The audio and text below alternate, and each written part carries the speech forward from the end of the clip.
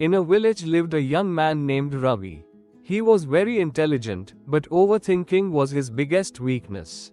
Whether it was to do a small task or make a decision, he would spend hours, even days, thinking about it. He would imagine every small thing that might happen in the future and worry about its outcomes. For instance, one day he had to plant saplings in the field. Ravi began to think, if I plant in this row, maybe the sunlight won't hit properly? What if the sprouts rot if there's too much rain? What if I plant too deep?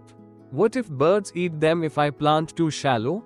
As he kept thinking this way, he eventually was late to the field. His mother asked, Ravi, what happened? Haven't you gone to the field yet?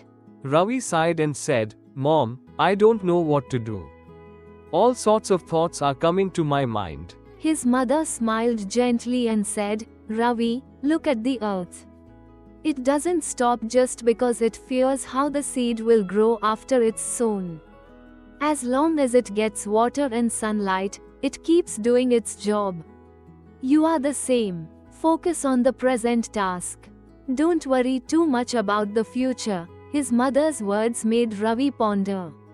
That same evening, he met an elderly sage who had come to the village. He explained his problem. The sage calmly said, Child, the mind is like a monkey. It keeps jumping from one branch to another. To control it, you must focus on the task you are doing every minute.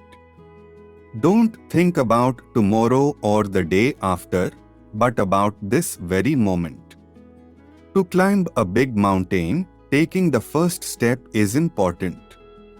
Think about the subsequent steps when the time comes. The words of the sage and his mother showed Ravi a new path.